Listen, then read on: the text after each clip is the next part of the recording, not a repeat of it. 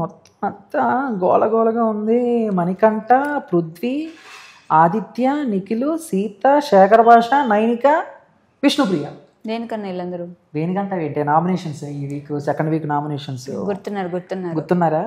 వాళ్ళందరూ ఓకే. కానీ నీకు ఈ 8 మందిలో ఎవరైనా అయ్యో పాపం అనవసరంగా వచ్చారన్న నామినేషన్స్కి అనిపించిన వాళ్ళు ఎవరైనా ఉన్నారా? అనవసరంగా వచ్చారు అని విష్ణుప్రియ అని అనిపించింది, రాకుండా మిస్ అయిపోయింది అని యష్మిన్ అనిపించింది.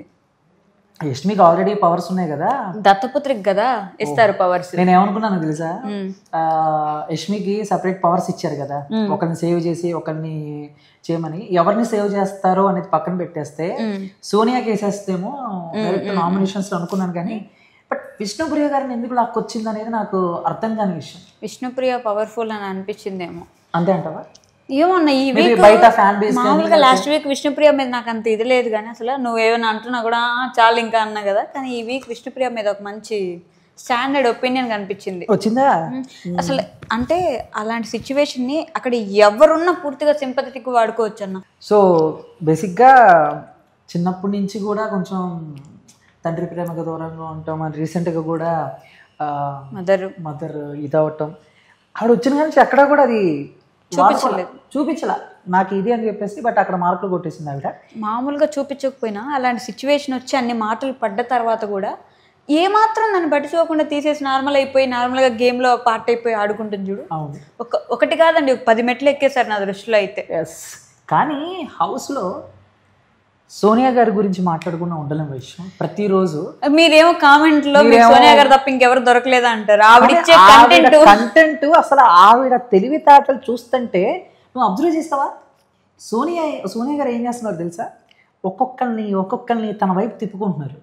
అంటే ఏదో సినిమాలో ఒక రాజు రాజ్యాన్ని ఏర్పాటు చేసుకోవడానికి సైన్యాన్ని మొత్తం తన వైపు తిప్పుకున్నట్టు సోనియా గారు ఫస్ట్ నుంచి అభయ్ గారితో కొంచెం ఆ ర్యాప్ ఉంది, ఫ్రెండ్స్ వాళ్ళిద్దరు ఉంటున్నారు. ఆ తర్వాత ఫస్ట్లో అసలు నిఖిల్కిను సోనియాకి పడేది కాదు. బట్ ఏం చేసిందో ఏంటో, ఏం జరిగిందో ఏంటో. ఏం చేసిందంట ఏంటన్నా చెప్పింది కదా, సిగరెట్ తాకుండా ఉండి ఏమైనా ఇస్తాను. అది నాకు సంబంధం లేదు. కానీ మళ్ళీ పెద్దోడు అంటది చిన్నోడు అంటది. అదే చెప్తున్నా, అక్కడికి వస్తున్నా.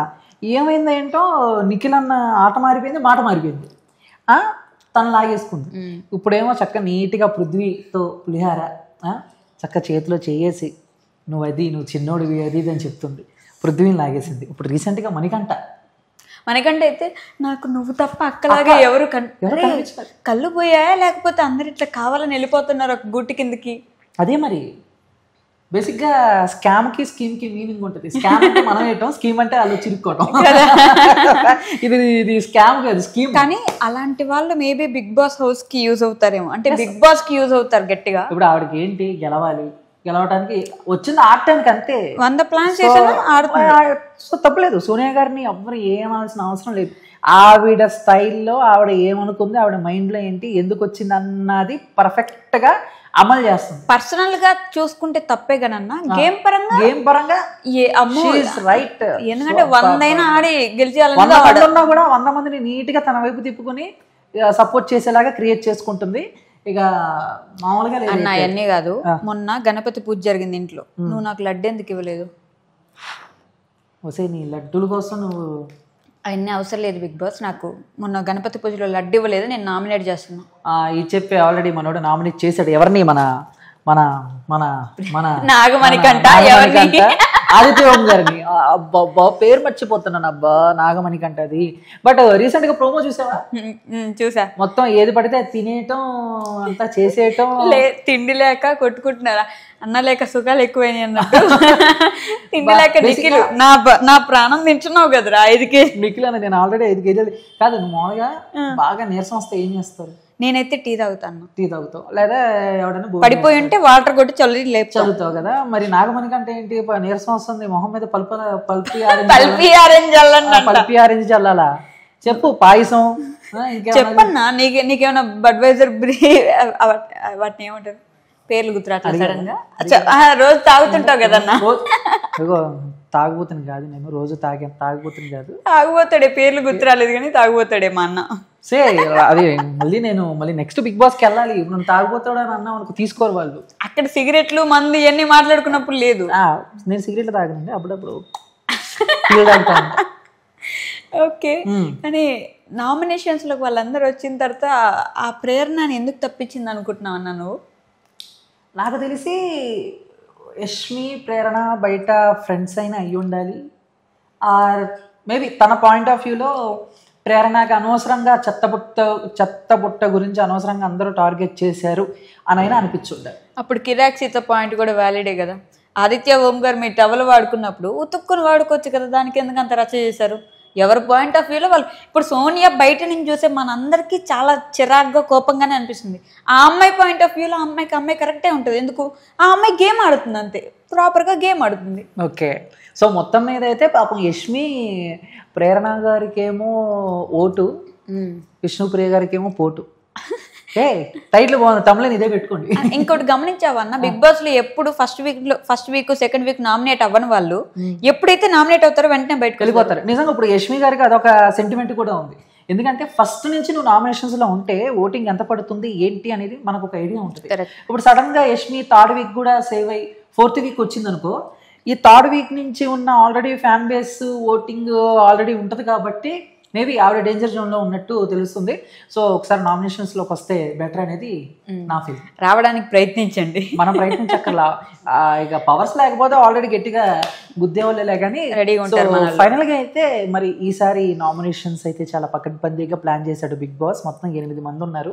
ఆల్రెడీ ఓటింగ్ కూడా స్టార్ట్ అయింది. ఫస్ట్ ప్లేస్ లో నిఖిల్ ఉన్నాడు, సెకండ్ ప్లేస్ లో ఎందుకున్నాడన్నా ఇంకా ఉన్నాడా? ఎందుకున్నా నువ్వు అలా మాడతావేంటి, ఎందుకున్నాడన్నా ఇంకా ఉన్నావా అని చెప్పేసి. అంటే బేసిక్ గా నిఖిల్ ని ఫస్ట్ వీక్ నేను ఆ టాప్ 5 ఫిక్స్ అని మైండ్ లో ఫిక్స్ చేసుకున్నా. కానీ సోనియా ఎప్పుడైతే లాక్కుంటుందో అప్పటి నుంచి అదొక మైనస్. నిఖిల్ అన్నా నువ్వు త్వరగా సోనియా గారు మాయలో నుంచి మాయ నేను అన్న కానీ కొంచెం జాగ్రత్తగా ఉంటే బెటర్ అనిపించింది. లవ్ ట్రాక్ లేకపోతే బెటర్ అండి మీకు. ప్లస్ సెకండ్ ఏమో నువ్వు విష్ణుప్రియ గారు ఉన్నారు, ఆవిడ వెళ్ళిపోతున్నా. ఇదే రేంజ్ లో మెయింటైన్ చేస్తే టాప్ 5 పక్కా టాప్ 5 కంటెస్టెంట్. నాకు అర్థమైపోయింది. సోనియా గారు కూడా ఇంత అదే సోనియా గారు కూడా టాప్ 5 కంటెస్టెంట్. బేసిక్ గా టాప్ 5 కంటెస్టెంట్ ఆవిడ. ఎవరున్నారు చెప్పనా? ఎవరు? నాగమణికంటనా? థర్డ్ ప్లేస్ లో నాగమణికంట ఉన్నాడు. తర్వాత ఆ ప్లేస్ లో భాష. మొన్న సీత ఏమనింది, మంచి వాళ్ళకి రోజులు లేవు, మంచి వాళ్ళ రోజులు కాదన్న, అందుకే వాళ్ళందరూ ముందున్నారు, మేమంతా వెనక. సోనియా ఇంకేమో తెలుసా, ముందు వెళ్ళాల్సిన వాళ్ళు వెళ్ళని తర్వాత మనం వెళ్దాం అండి అంటే ఆవిడ ఫిక్స్ అయిపోయింది ఎవరెవరిని పంపించి. అంటే బిగ్ బాస్ కూడా చెప్తుంది ఆవిడ ఎవరిని పంపించాలి బయటకు అని చెప్పి. ఆవిడ ఉద్దేశం ఏంటి, నాగార్జున అంతా నేను చెప్పేదే వింటారు, మనం చెప్పేదే చూస్తారన్నట్టు. ఇంకా వెళ్ళాల్సిన వాళ్ళు ఉన్నారు, నేను చెప్తున్నాను, వాళ్ళు వెళ్ళిపోయిన తర్వాత మనం వెళ్దాం అంటే మీదేనా స్కెచ్ అంతా, ప్లాన్ అంతా మీదే కదండి. ఈ విషయం నాగార్జున గారికి తెలుసా? అడుగుతారు వచ్చి. సో మొత్తం మీద బిగ్ బాస్ మంచి ఎంటర్టైన్మెంట్. సో మా రివ్యూస్ కూడా మీకు అలాగే బాగా ఎంటర్టైన్ చేస్తున్నాయని మేము అనుకుంటున్నాం. మాకు అర్థమవుతుందండి మీరు కామెంట్లో వేసుకుంటున్నప్పుడు. కొంతమంది వేసుకుంటున్నారు, కొంతమంది పొగుడుతున్నారు, మమ్మల్ని వదిలేసి మీరు కొట్టుకుంటున్నారు చూడండి, అది చాలా హ్యాపీనెస్. అదే బిగ్ బాస్ అంటే, మీరు కంటిన్యూ చేయండి ఎంటర్టైన్మెంట్ అంటే. సో మొత్తం మీద సోనియా గారిని ఒకటి చెప్తాను చూడండి. సో ఫైనల్ గా బిగ్ బాస్ హౌస్ లో ఉన్న ఏ కంటెస్టెంట్ ని మేము టార్గెట్ చేయట్లేదు. అక్కడ జరిగింది, మేము ఇక్కడ ఇంకొంచెం సాల్ట్ అండ్ పెప్పర్ వేసి మాట్లాడుకుంటున్నాము. ఒకటి వాళ్ళ కోసం మనం కొట్టుకున్నాం అనుకోండి, మనంత ఎర్రిపప్పులు ఉంటాయి. ఎందుకంటే వాళ్ళు బయటకు వచ్చిన తర్వాత మళ్ళీ అందరూ ఒకటే, అందరూ ఒక ఫ్యామిలీ, వాళ్ళందరూ కలిసిపోయి వ్లాగ్స్ చేస్తుంటారు. అప్పుడు మీరు బాగా ఫీల్ అవుతారండి, ముందే చెప్తున్నారు. అంటే మీరు అని మనం అప్పుడు అనుకుంటారు మీరు. సో దయచేసి ఎంటర్టైన్మెంట్ ఓకే, మీకు అభిమానం ఉండొచ్చు, బట్ మాకు వాళ్ళ మీద పగలేదండి. ఓకేనా, మేము ఇంకా యాక్చువల్లీ మేము పిఆర్ లాగా పనిచేస్తున్నాం అనుకోవచ్చు మీరు సోనియా గారికి. ఎందుకంటే ప్రతి వీడియోలో సోనియా గారు ఉండడం మీకు హైలైట్ అవుతుంది. ఓకేనా, సో అట్లా పగ ప్రతీకారాలు మీరు పెంచుకోకండి మా మీద, మా అన్న ఇచ్చే ఎక్స్ప్రెషన్లు అసలు పట్టించుకోకండి. ఓకేనా, thank you guys, will always keep entertaining you.